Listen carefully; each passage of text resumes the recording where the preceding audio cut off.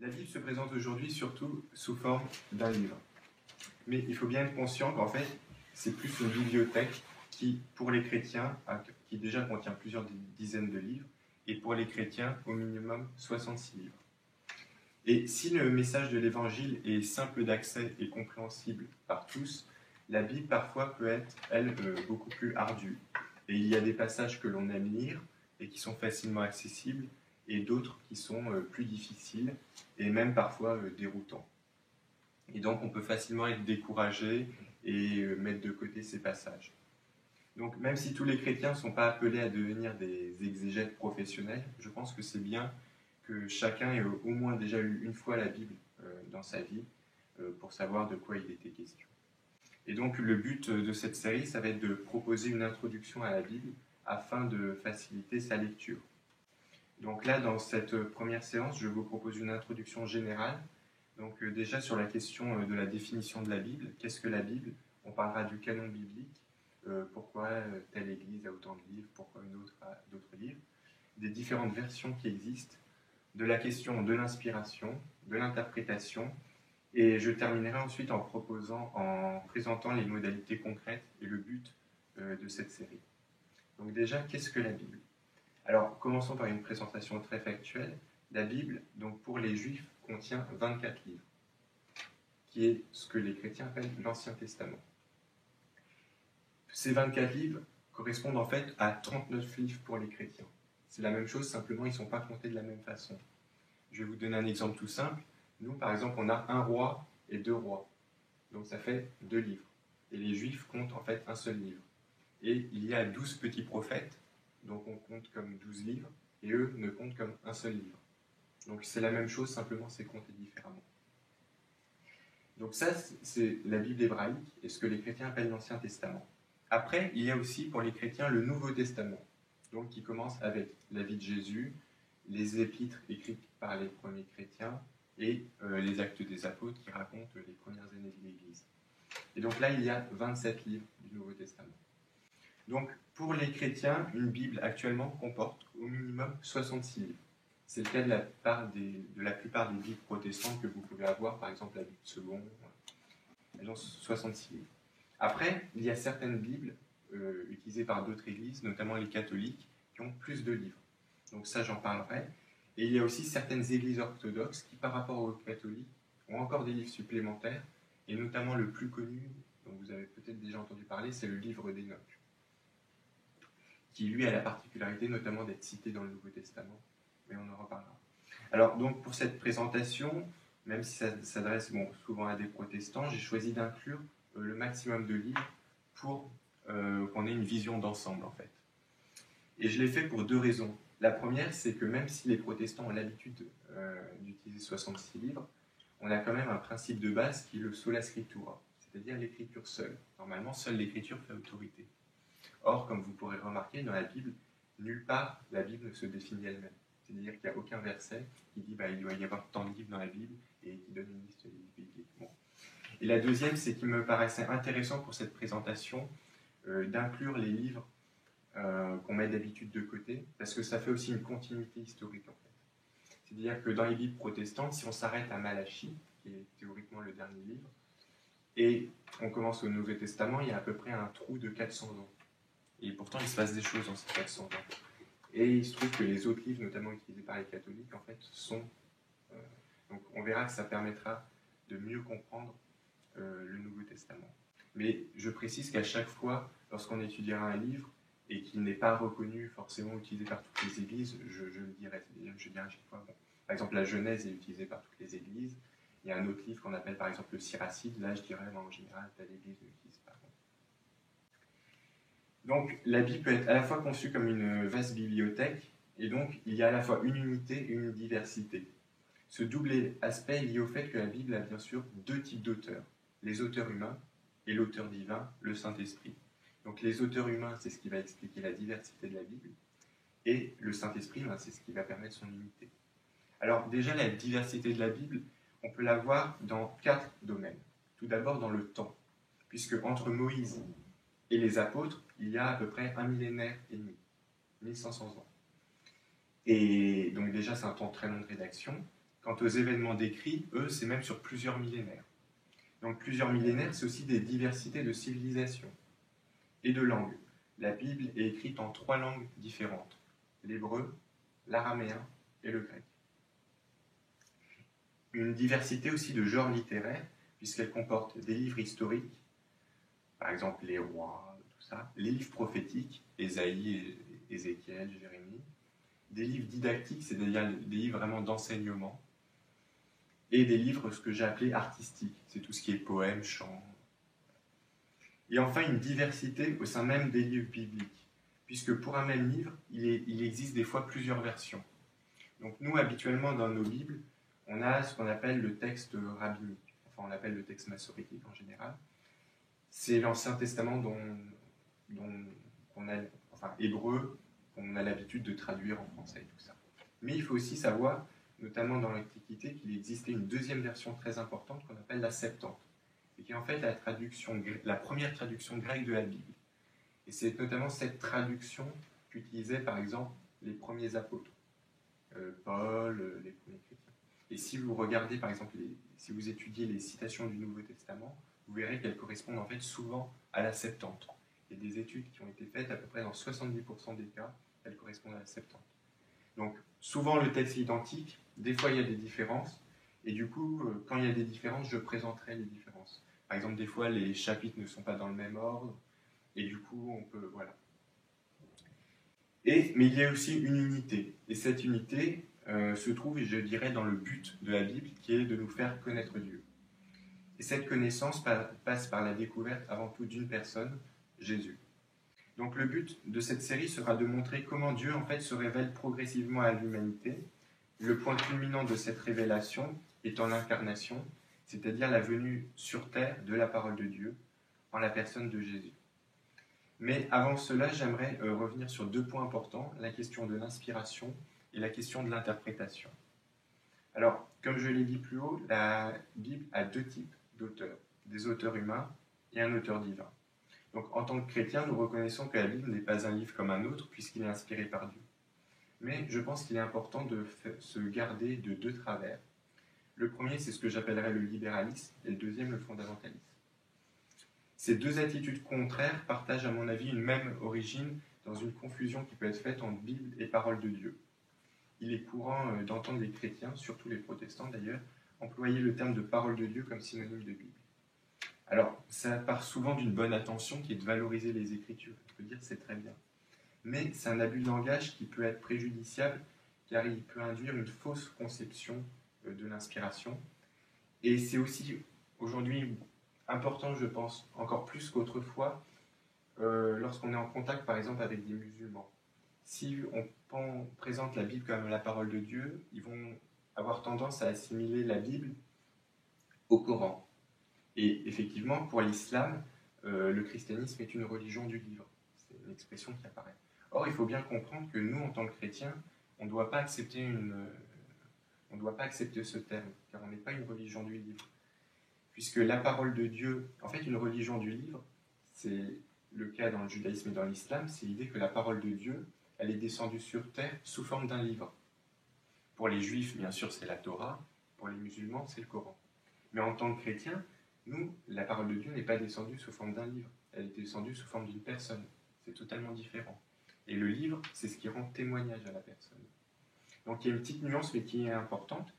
Et du coup, l'équivalent, par exemple, du Coran chez les chrétiens, chez nous, c'est pas la Bible, c'est Jésus. Et il faut bien mettre ça en évidence.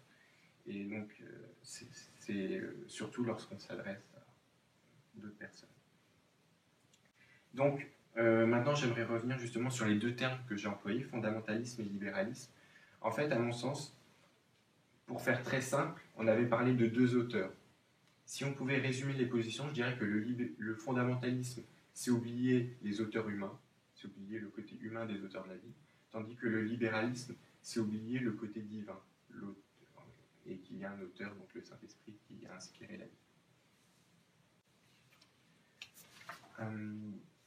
Et je pense qu'une vision juste du rapport entre Bible et parole de Dieu permet vraiment d'avoir une position équilibrée sur la question de l'inspiration et de se garder de ces 2 extrêmes. Donc cette position pour moi, si on me demandait de la définir, je dirais que la Bible est parfaite. Alors, qu'est-ce que j'entends par là? Parfaite, c'est-à-dire qu'elle remplit, enfin, elle est conçue de manière, comment dire, disons que la manière dont elle est conçue lui permet de remplir idéalement le rôle pour lequel elle a été conçue. C'est-à-dire que à la fois la Bible est suffisamment fiable, mais elle n'est pas non plus inhérente. Donc je vais expliquer ce que j'entends par là. La Bible est suffisamment fiable pour qu'on puisse croire à son témoignage. Et c'est ça qui est important. Donc cette fiabilité se voit dans deux domaines. La première, c'est la question de la transmission. Pour les manuscrits, donc on possède des milliers de manuscrits bibliques, à la fois de manuscrits donc, qui copient les textes originaux, de manuscrits de ce qu'on appelle des versions, c'est-à-dire que les versions, ce sont les traductions, mais ça permet aussi de voir quel était le texte. Et des fois, les traductions peuvent traduire des textes plus anciens qu'on a perdus. Donc, par exemple, ce qui est intéressant, c'est que dès le IIe siècle, on sait qu'il existait au moins, on a commencé à traduire la Bible en latin, par exemple, en copte, enfin, dans plein de langues. Donc, dès les origines, on a de nombreuses traductions qui permettent du coup de vérifier le texte. Et enfin, on a des citations. Donc, on parlait par exemple des pères de l'Église, c'est-à-dire que c'est le nom qu'on donne aux premiers chrétiens. Eux aussi, ils citent de nombreux passages de la Bible. Donc, on peut comparer les citations avec les textes que l'on a actuellement. Donc, toutes ces... Donc, les copies, les traductions, les versions, les citations, les nombreux manuscrits font qu'on peut à peu près connaître le texte de la Bible avec certitude. C'est-à-dire que ça ne veut pas dire qu'il n'existe pas des divergences entre les manuscrits, c'est-à-dire qu'on sait où sont les divergences. Donc on peut en tenir compte, et puis la plupart du temps, en fait, elles n'ont de toute façon aucune incidence sur le sens du texte. C'est-à-dire ce qui se passe, c'est que par exemple en grec, c'est pas comme en français. En français, ce qui compte, c'est l'ordre des mots dans la phrase. Par exemple, je suis, voilà, donc je est au début le sujet. Le grec est une langue à cas. Ce qui compte, c'est la manière dont tu déclines le mot. Ce qui fait qu'un mot, tu peux le mettre un peu n'importe comment dans la phrase. Du coup, c'est vrai, par exemple, d'un manuscrit à l'autre, par exemple, on voit que la phrase grecque, les mots ne sont pas forcément dans le même sens. Dans le même ordre, je veux dire, mais c'est le même sens. Puisque ça... Ouais. C'est des choses comme ça. Et le deuxième point de la fiabilité, c'est la fiabilité du contenu. Alors, on peut dire que la Bible, globalement, est fiable d'un point de vue historique. On a de nombreux indices internes, on en parlera tout au long du parcours, mais aussi des preuves externes, par exemple des découvertes archéologiques, des récits d'historiens païens, toutes sortes de choses, qui viennent confirmer les récits bibliques. Après, le fait qu'elle soit globalement fiable ne veut pas forcément dire que tous les récits doivent être pris de manière très littérale au pied de la lettre. On en parlera aussi. Et ça ne veut pas non plus dire qu'ils ne peuvent pas contenir certaines erreurs historiques. Car si on recourt à l'histoire, on accepte aussi d'éventuelles contradictions. Ça fait partie. Mais, et donc justement c'est mon deuxième point, je pense que la Bible n'est pas inhérente. Pourquoi ? Parce qu'elle n'a pas vocation à remplacer en fait la personne à qui elle rend témoignage. C'est-à-dire que, et c'est ce que je disais précisément, il faut bien voir précédemment, je veux dire, que pour un chrétien, la seule véritable parole de Dieu, ça reste Jésus. Donc sur terre, il était la parole de Dieu, et après son départ, il nous a envoyé le Saint-Esprit. Et c'est le Saint-Esprit qui nous conduit dans toute la vérité. Et donc le danger, je pense, pour moi, et c'est ce qu'on voit dans certains milieux fondamentalistes, c'est le danger d'une Bible inhérente, c'est qu'on aurait la tentation de, en quelque sorte, de mettre le Saint-Esprit de côté, et de dire, bah tiens, la Bible suffit à remplacer le Saint-Esprit. Alors que sans cette inhérence, eh bien on conserve les deux. On a la Bible et le Saint-Esprit, et les deux sont importants. Et on ne peut pas rejeter l'un ou l'autre. Donc, j'en viens maintenant à la question de l'interprétation des Écritures. On a parlé de l'inspiration. Maintenant, la question, c'est comment on peut interpréter les Écritures, maintenant qu'on a le texte devant nous. Donc, c'est toujours avec cette idée qu'il y a deux auteurs, des auteurs humains et un auteur divin, le Saint-Esprit. Donc, je pense qu'on peut distinguer au moins trois types d'interprétation. L'interprétation historique, l'interprétation littéraire et l'interprétation spirituelle, qu'on appelle aussi interprétation allégorique. Donc l'interprétation littéraire correspond au sens premier du texte. La question qu'on va tout simplement se poser, c'est qu'est-ce que l'auteur du texte a voulu dire ? Ça, je pense que c'est vraiment la base. Quand on veut commencer à étudier la Bible, il faut commencer par là. Qu'est-ce que l'auteur humain, je dois préciser, qu'est-ce que l'auteur humain du texte a voulu dire ? Après, L'interprétation historique et l'interprétation spirituelle, c'est ce qui se passe en amont et en aval. L'interprétation historique, ça peut être disons, on peut s'interroger sur la dimension historique des textes, c'est-à-dire sur la véracité des événements, par exemple. Est-ce que ça s'est réellement passé comme ça, ou est-ce que c'est simplement une métaphore, voilà, cette étude, elle n'est pas indispensable en soi pour la vie chrétienne, mais je pense qu'elle est utile, surtout dans le monde dans lequel nous vivons. Je pense que c'est important d'être au clair là-dessus, notamment lorsqu'on discute, par exemple, avec des non-chrétiens. Je pense que c'est important d'être au clair là-dessus. Et ce qui est important pour le sens historique et littéraire, c'est que c'est un sens qui est accessible à tout le monde, en fait. Chrétien ou non-chrétien. Et j'ai même envie de dire qu'à la limite, un chrétien, par exemple, qui connaîtrait très bien la grammaire, les langues bibliques et qui aurait de bonnes connaissances historiques, pourrait même, des fois, mieux connaître, mieux comprendre la Bible qu'un chrétien. Car il n'y a pas besoin de... Bon. Par contre, le dernier sens, le sens spirituel, qu'on peut aussi appeler le sens allégorique, lui, c'est complètement différent. C'est-à-dire on n'y accède plus par l'intelligence, mais par une révélation du Saint-Esprit. Ce sens, justement, c'est plus l'auteur humain, c'est l'auteur divin de la Bible. Alors, ça peut être très difficile, très dérangeant, et aujourd'hui, on n'en a plus forcément l'habitude, notamment dans le monde évangélique, et c'est pourtant quelque chose qu'on voit dans la Bible elle-même, en fait. Les auteurs du Nouveau Testament, plusieurs fois, nous révèlent le sens spirituel de certains versets de l'Ancien Testament. Et si on regarde la manière dont ils interprètent les textes, on voit bien qu'ils transgressent, entre guillemets, toutes les règles rationnelles d'interprétation. Afin d'illustrer ce propos, j'aimerais simplement vous proposer un exemple qu'on trouve dans l'Épître aux Galates. Et ce qui est intéressant, c'est que dans ce passage, l'apôtre Paul emploie explicitement le terme d'allégorie.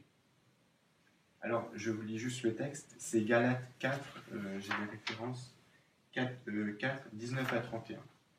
Mes enfants, donc c'est Paul qui s'adresse aux Galates. Donc les Galates, c'était des chrétiens qui habitaient en Asie mineure. Mes enfants, pour qui j'éprouve de nouveau les douleurs de l'enfantement, jusqu'à ce que Christ soit formé en vous. Je voudrais être maintenant auprès de vous et changer de langage, car je suis dans l'inquiétude à votre sujet. Dites-moi, qui voulez-vous être sous la loi ? Dites-moi, vous qui voulez être sous la loi, n'entendez-vous point la loi ? Car il est écrit qu'Abraham eut 2 fils, un de la femme esclave et un de la femme libre. Mais celui de l'esclave naquit selon la chair, et celui de la femme libre naquit en vertu de la promesse. Ces choses sont allégoriques, car ces 2 femmes sont 2 alliances. L'une du mont Sinaï, enfantant pour la servitude, c'est Agar, car Agar c'est le mont Sinaï en Arabie, et elle correspond à la Jérusalem actuelle qui est dans la servitude avec ses enfants. Mais la Jérusalem d'en haut est libre, c'est notre mère, car il est écrit « Réjouis-toi stérile, toi qui n'enfantes point. Éclate et pousse des cris, toi qui n'as pas éprouvé les douleurs de l'enfantement. Car les enfants de la délaissée seront plus nombreux que les enfants de celle qui était mariée. Pour vous, frères, comme Isaac, vous êtes enfants de la promesse. Et de même qu'alors celui qui était né selon la chair persécutait celui qui était né selon l'esprit, ainsi en est-il encore maintenant. Mais que dit l'Écriture ? Chasse l'esclave et son fils, car le fils de l'esclave n'héritera pas avec le fils de la femme libre. C'est pourquoi, frères, nous ne sommes pas enfants de l'esclave, mais de la femme libre. Et en fait, dans ce texte, l'apôtre Paul fait référence à une histoire racontée dans la Genèse, et que nous verrons plus en détail la prochaine fois. Mais simplement, ce qu'il est important de retenir, c'est qu'en fait, il prend ce récit, donc qui est en fait l'histoire d'Abraham, qui a ensuite 2 enfants avec 2 femmes différentes. Et en fait, à partir de ce récit, il en donne une interprétation spirituelle où il montre que le plan de Dieu était en fait caché dans ces événements. Et là, vraiment, on voit que contrairement aux 2 premières approches, c'est vraiment une approche qui ne peut pas être simplement avec l'intelligence ou tout ça, c'est que par révélation. Et donc ces différentes approches renvoient en fait à 2 types de connaissances, la connaissance intellectuelle et la révélation par l'esprit. Juste une très courte citation de Paul dans la première épître aux Corinthiens. « Car si je prie en langue, mon esprit est en prière, mais mon intelligence demeure stérile. Que faire donc ? Je prierai par l'esprit, mais je prierai aussi avec l'intelligence.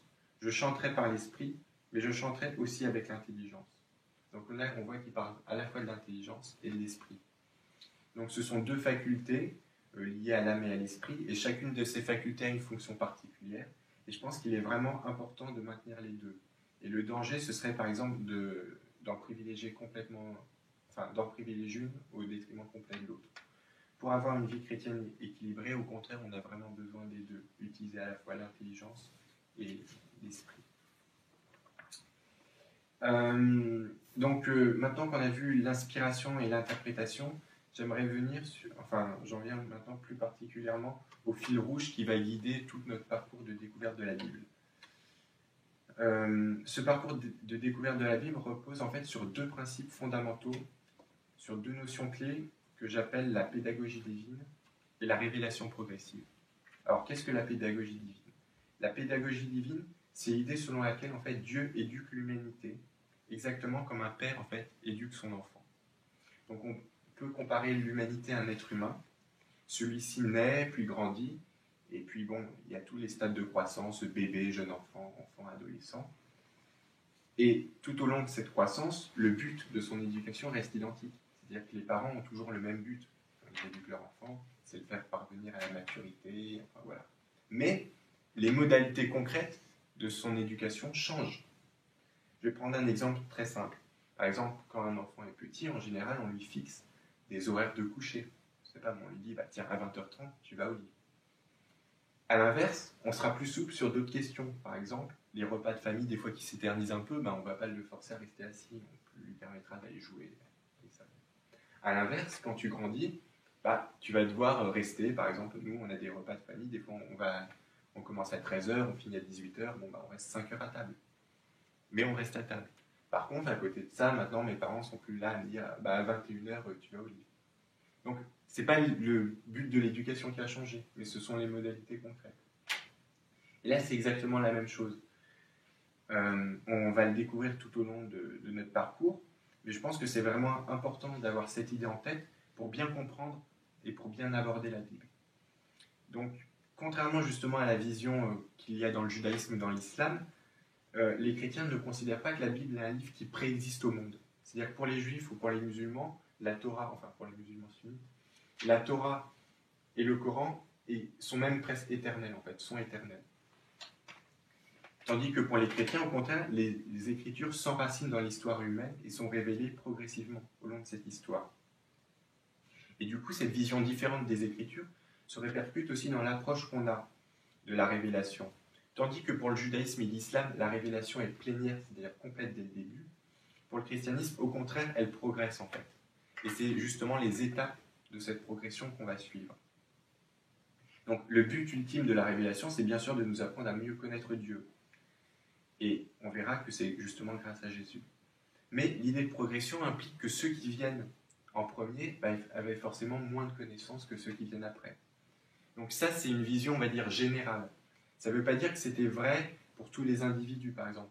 Il y a toujours eu des individus qui ont été très en avance sur leur temps, en quelque sorte. L'exemple qu'on peut donner, c'est par exemple Abraham. Bon, Abraham, lui, il vivait il y a à peu près 4000 ans. Et pourtant, dans la Bible, on voit que visiblement, il était déjà très proche de Dieu. Dans Jacques, par exemple, il est appelé l'ami de Dieu.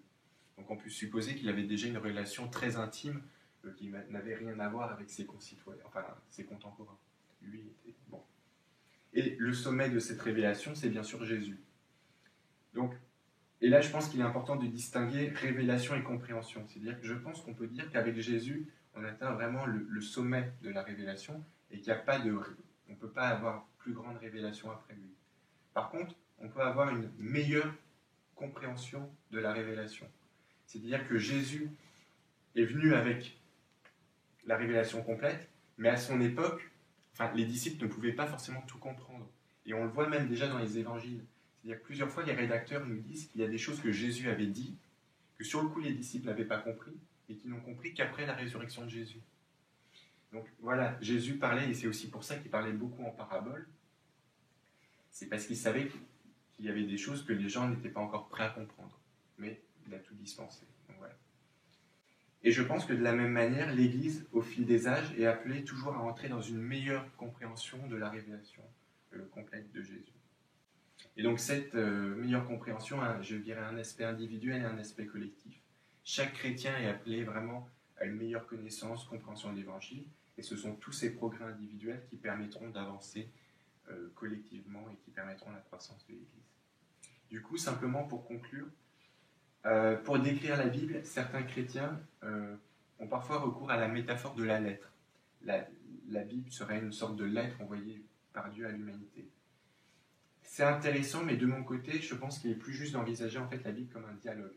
C'est-à-dire que c'est une conversation à la fois entre Dieu et les hommes. Et donc, à travers le but de cette introduction à la Bible, c'est de voir comment la connaissance de Dieu a pu progresser au cours de l'histoire. Donc, pour cela, on va parcourir tous les livres, de la Genèse jusqu'à l'Apocalypse. Donc, à chaque séance, je présenterai un ou plusieurs livres. Il y aura tout d'abord une brève approche historique pour présenter l'auteur, le contexte, éventuellement l'histoire de rédaction du livre, si c'est intéressant. Puis, ensuite, on verra ensuite le texte à proprement parler. Donc, on ne pourra pas l'étudier en détail, bien sûr, on fera plus un survol général, mais on s'intéressera aussi, on cherchera à comprendre la compréhension aussi que ces personnes pouvaient avoir de Dieu. C'est-à-dire que souvent, lorsqu'on lit certains textes bibliques, on a tendance à projeter nos propres conceptions de Dieu sur les personnes et à s'imaginer que ces personnes-là avaient cette même conception de Dieu. Seulement, si on regarde bien le texte en détail, on voit que ce n'était pas le cas.